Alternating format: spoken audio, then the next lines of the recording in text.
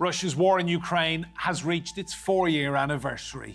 The latest round of US-led peace talks have ended once again without an agreement being reached. Is time running out to save Ukraine?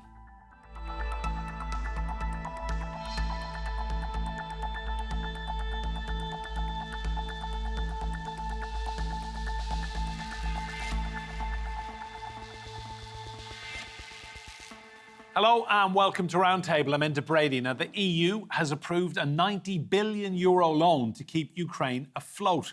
President Zelenskyy has claimed the Trump administration wants a deal by this summer to focus on November midterm elections. If the US does wash its hands of Kyiv, will Brussels be able to keep the war machine going?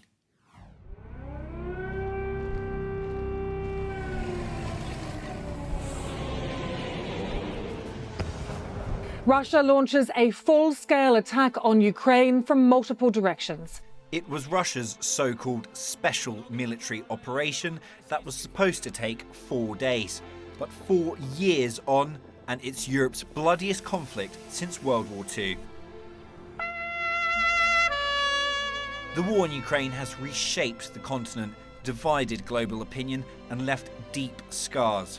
For Kiev, it's a battle for survival and independence against an unprovoked attack by the Kremlin, as well as a fight to defend its post-Soviet borders and choose its own alliances. For Moscow, it's a war against NATO expansion on its borders, as well as safeguarding Ukraine's Russian population. Attempts to broker a deal through diplomacy are being led by the United States under Donald Trump. Zelenskyy recently stated that Washington is pressuring him to agree a deal by this summer, ahead of the US midterm elections. US negotiators still seem hopeful about a deal, even touting the first face-to-face meeting between Russian and Ukrainian leaders since 2019.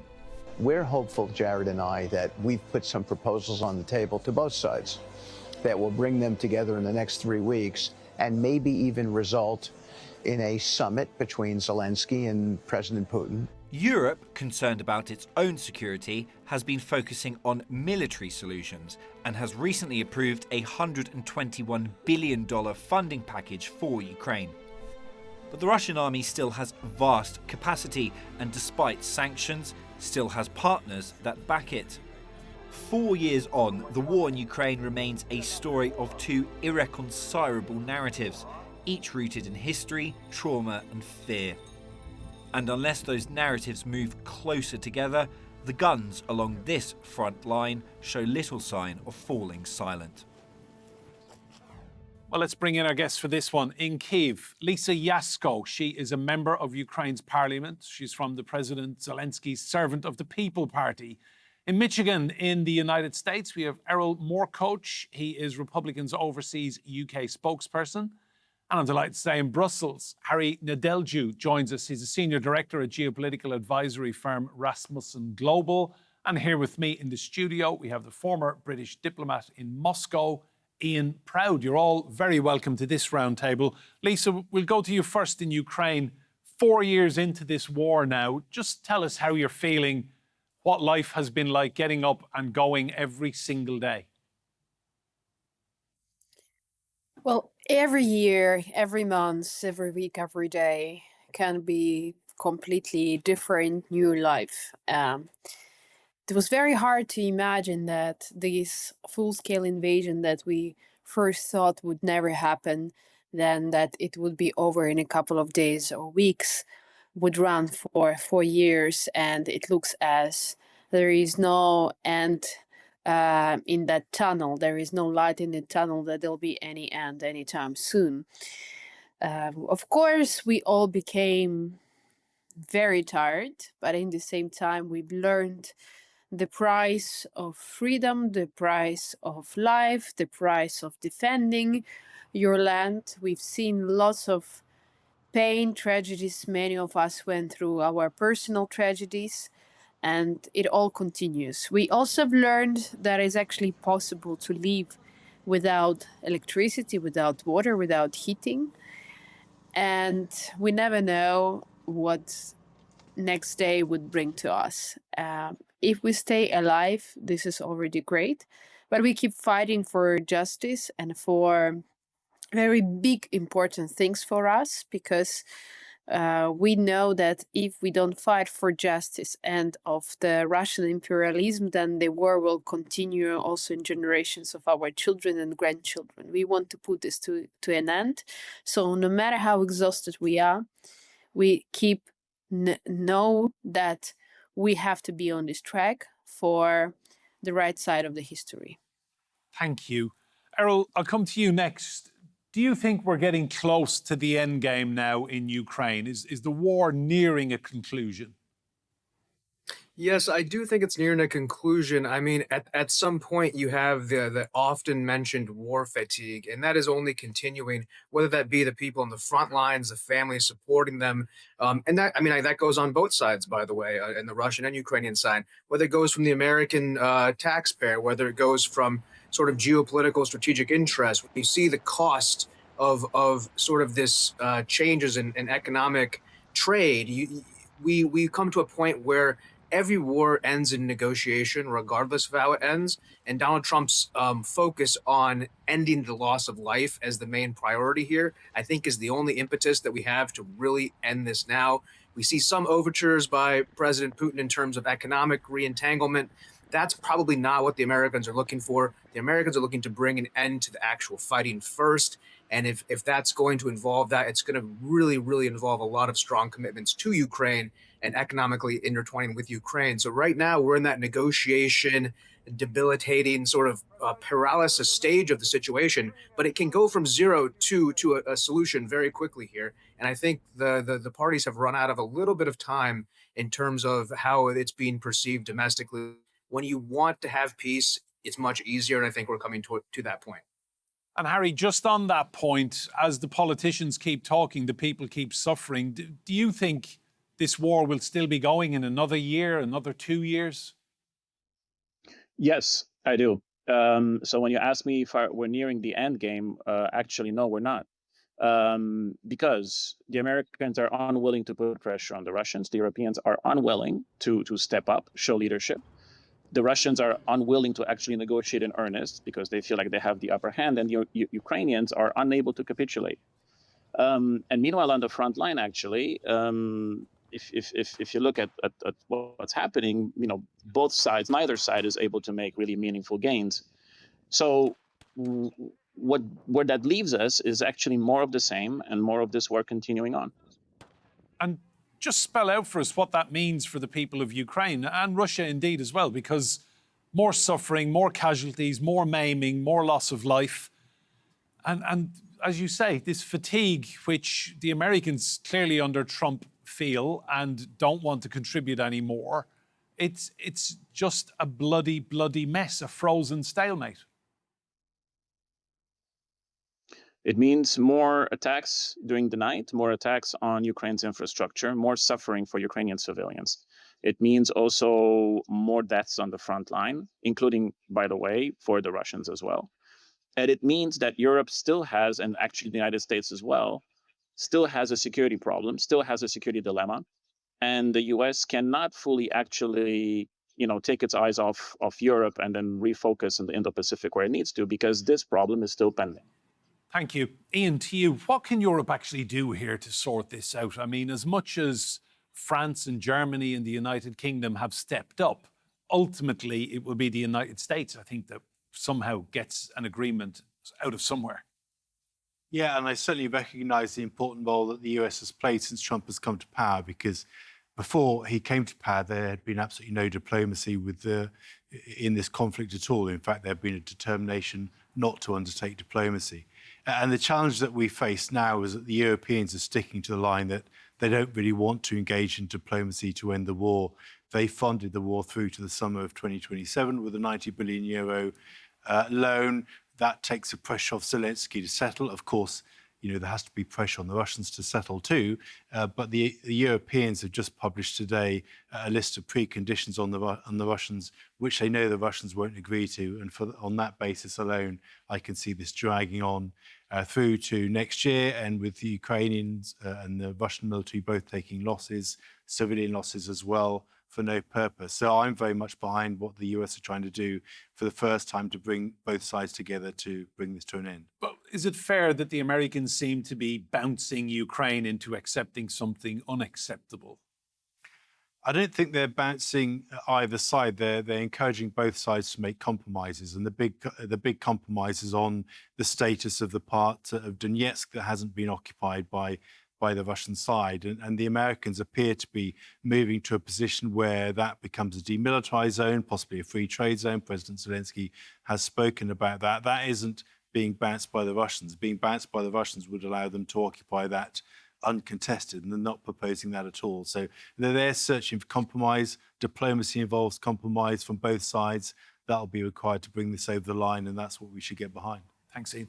Lisa, you're from the same party as Vladimir Zelenskyy. Just tell us your observations, what you've seen from the man the last 4 years, how you feel about his leadership and what he has done for Ukraine and its people, because I think a lot of people are in awe at his stamina, how he has kept going. Well, Zelenskyy is an extraordinary personality, but I'm saying it not because I'm a member of his party. It's because I think the whole world's seen what he went through and how brave he is and how much pressure often he has on him internally, externally. And we live in the times when people are, of course, are tired and they can be unhappy, they can criticize, but still the majority of people in Ukraine know that Zelenskyy represents the voice of Ukrainian people and that he will not do things against Ukrainian people. And he, as someone who is very sensitive to the public opinion, because all his life he was very connected to the public, I also believe that he would never agree on doing something that would be against Ukrainian interests and Ukrainian people, which makes things very complicated, of course, because things that we're currently discussing in these peace talks are very hard. And even if we could accept some things, we unfortunately see that Russia doesn't want to accept anything. So that makes it very difficult. But in the same time, we're trying to use these Geneva talks currently as a possibility to build more communication channels on speaking up our voice and also defending Europe, explaining things to Americans as well, not only to Russian side. So we're doing everything possible because we know that diplomacy matters. Thank you. Errol, to you, how worrying do you think it should be for us Europeans that there is the worst war on our continent since World War II? And when it comes to peace talks, Europe really isn't at the table. It's the United States, Russia, Ukraine, and there's no input from anyone else. I think that's something that Europe needs to look in its own mirror for. I mean, the reason why Europe hasn't been very involved is that it doesn't seem to have very many teeth that it can contribute. Additionally, Europe has been buying an extraordinary amount of energy from Russia, which has been supporting their war effort. So at some point, the Americans, who have been writing blank checks and have been supportive and have been there, are the reason why Russia has been stopped. Europe isn't the reason why Russia has been stopped. The brave Ukrainian soldiers, the brave Ukrainian people, backstopped by the American dollar and American equipment, American support is why that happens. In addition, the EU existence is guaranteed by NATO, which is again the United States. So the least they can do in this situation, perhaps, is take note of how irrelevant they've become as they've dismantled their economies, dismantled their militaries. The entire British military can fit in Wembley Stadium. And that's no disrespect to any service member. That's a very big problem for the British government to have that kind of situation. So I think it's concerning for Europe, and it's sort of a impetus to get going and start listening to some of the lessons that the Americans have been trying to teach you. It's very tough to take that kind of criticism from people who, aren't quite as refined and whatnot as the Europeans think they are. But in the end, money talks and BS walks. And in the end, the the Europeans were left out of these negotiations because they simply don't have the cards to play. Now, after we settle things, Europe needs to step in there. They need to fill that gap economically. They need to show the Americans that they can actually control their own border situations. And when they do that, we're going to be the happiest campers in the world. Because as the other guest has said, for us to focus on the Indo-Pacific, we need to extract ourselves from this situation. And all Europe can do is get out of our way at this point. And when they get a second chance, don't blow it. Harry, to you, talking about economies and people spending an awful lot of money, 40% of Russia's GDP is now spent on this war. How much longer do you really think Putin can keep going before his own people start asking serious questions? Because at the outset, they were told this was a special military operation. It'd be over in a few days. Europe definitely needs to step up. And I think the question we need to ask is, what can we do in order to change Putin's calculus? Because Russia may have 1, 2, 3, 4 years, but they definitely think that they have the upper hand. And as long as they think that, they're not going to stop the war. So to get them to change that calculus, we need to basically flip on the Russians the chances for them to continue. And that is to say, we need to take, let's say, have political will, put troops in Ukraine, not on the front line, but have this coalition of the willing that Europeans have talking about Europe playing a harder role, and changing basically the reality on the ground. Doing so would give Ukraine the leverage that it would need to negotiate with the Russians from a position of, let's say, from a better position of strength. Thank you. Ian, just come in on the point about Russia. How much longer do you think Putin will keep going with this? I mean, is he in this for the very long haul? Or do you think he genuinely has pressure on him now because of the economy and money? There's definitely pressure on him because of the economy, but there's greater pressure on Europe. And I just pick you up on one point. Yes. Actually, the war accounts for about 40% of Ukrainian GDP. It's much less actually for Russia because Russia's economy is that much bigger. The key point is that it will put more economic pressure on Europe before it puts economic pressure on Russia, and Europe is basically funding this war now itself, as the US rightfully has turned its attention more towards the Indo-Pacific. So Putin can outweigh the Europeans. And to pick up the colleague from Brussels, we've been hearing these ideas right from the start. We should just change Putin's calculus. That has never happened because Europe doesn't have the political will. It's like a chess game with 27 players discussing every possible move loudly for weeks and then taking the wrong pawn. So, okay, we can keep talking about this, but it isn't really going to change European decision-making, and the Europeans don't have as much money as Russia has to put into this war. That's why we need to bring it to an end with US-led diplomacy. Can I ask your opinion on the shadow fleet of oil tankers that have been zipping around various different oceans? We've seen them boarded, we've seen people taken into custody, we've seen ships towed away. Do you think that's something the West could do to crank pressure up on the Russians? I think it has a very, very marginal effect. Lots of Russian oil and gas exports now go towards the east, not to the west, to China, to India. Of course, it hits the news headlines whenever this happens, and it will have a kind of small impact. But if you look at Russia's export numbers, they haven't really changed much since the war started after a bumpy year in 2022. They're still pulling in big trade surpluses every year, boosting their reserves, buying gold. There's very little evidence that these efforts have really dented Russia's war economy. Thanks, Ian. Lisa, to you, last time we spoke, you were inside your parliament building, and I remember you telling me it was minus 15 Celsius outside in Kyiv that day. Talk to me about life, given that we keep seeing these attacks on your energy infrastructure. How difficult has this winter been? Oh, it is the most difficult winter ever for all of us, and I think in the history of Ukraine. This is the winter where basically we are close to humanitarian catastrophe, because when you have minus 20 and when you don't have heating and water, and you have very often like 2,000 buildings in Kiev or 1,000 buildings without anything, this is very difficult. And when Russia strikes every second day, we are not able to restore all our energy systems. There's been not so much difference lately. The only difference that the weather was a little bit warmer, but now it's again minus 15.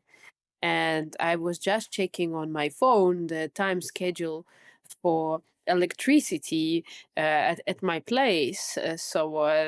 This evening I will have around 2 hours of electricity, which of course is a great news. But this is how we live. We have schedules, or very often we actually don't have schedules because there is simply zero electricity.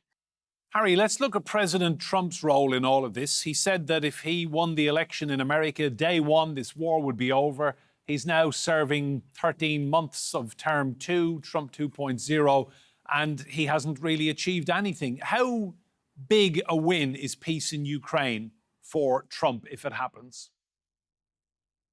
Even bigger now than before because he's put so much capital in it and it is taking so long. But if he really means to and he wants to put an end to this war, he cannot put pressure more on the weaker side, on the Ukrainians than the Russians. He needs to also put pressure on the Russians and give the Ukrainians the leverage they need, that they'll be able to actually conclude a ceasefire with Moscow eventually. Thank you. Ian, just tell me where you think Putin's thinking might be at the moment when there's so much money going towards Ukraine, so much support, and yet he seems hell-bent on inch by inch, like the meat grinder is the phrase we've heard about how he kind of treats his troops. Do you think he will be happy if they keep making a kilometre a week indefinitely? Yeah, I think for now he possibly would be, because from the back end of 2022, when he laid claim to the additional 2 oblasts, he kind of shifted the goalposts. After the initial Istanbul agreement was kicked into touch by Boris Johnson when he visited Kiev to meet Zelenskyy.